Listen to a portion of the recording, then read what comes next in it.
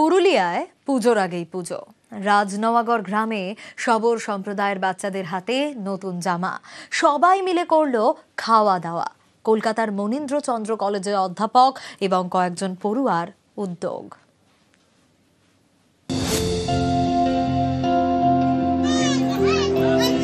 মা বাবা দিনমজুর, টেনে টুনে ঘর চলে। যখন ভাত জোটে তখনই হাসি ফোটে। জীবনে পুজোর আনন্দ বলে আলাদা করে কিছু নেই, ভালোভাবে বাঁচাটাই উৎসব। এবার পুজোয় সেই শবর সম্প্রদায়ের বাচ্চাদের হাতে নতুন জামা, মুখে হাসি, ওদের পুজো শুরু। আজকে দুর্গাপূজার নতুন জামা কাপড় পেলাম, খুবই আনন্দ হচ্ছে।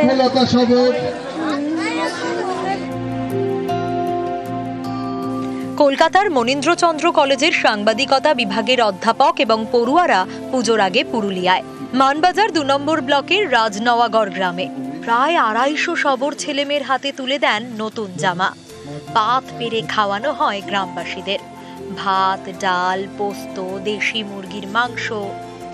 আনন্দের দিন, উৎসবের আগে উৎসব শুরু হয়েছে। খুশি এবং অভিনন্দন জানাই রাজচন্দ্র কলেজের যে যারা এই ধরনের ভাবনা ভেবেছেন, শবরদের কথা ভেবেছেন, অভিনন্দন জানাই ওনাদের। অনাথ, দুস্থ, গরিব বাচ্চাদের উৎসবের আলো পৌঁছে দিতে নিজেদের পুজোর খরচ থেকে টাকা বাঁচিয়ে তাদের জন্য জামা কাপড় কেনা এবং তাদের খাওয়ানোর ব্যবস্থা করি এবং আশেপাশের পুজো মণ্ডপ ঘোরানোর ব্যবস্থা করি। কিন্তু এবছর আমরা পুরুলিয়া জেলাকে নির্বাচন করেছি। প্রান্তিক ছেলে মেয়েগুলো আপনি দেখুন কি হাসি ওদের মুখে। ওরা যে আজকের দিনে এই যে পুজোর উৎসবের খাওয়া খাচ্ছে একসঙ্গে বসে আমাদের সঙ্গে, সেই আনন্দটা ছড়িয়ে দেওয়ার জন্যই আমাদের এই উদ্যোগ। নতুন জামা, খাওয়া দাওয়া এতেই শেষ নয়, পুজোর আগেই পুজো। মনীন্দ্রর কয়েকজন পড়ুয়া মাটির প্রতিমা তৈরি করেন। পুরুলিয়ার গ্রামে প্রতীকী পুজো করা হয়।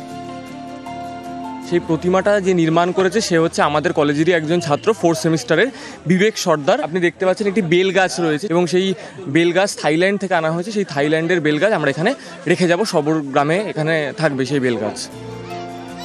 পুরুলিয়া থেকে ইন্দ্রজিৎ মণ্ডল, নিউজ 18 বাংলা।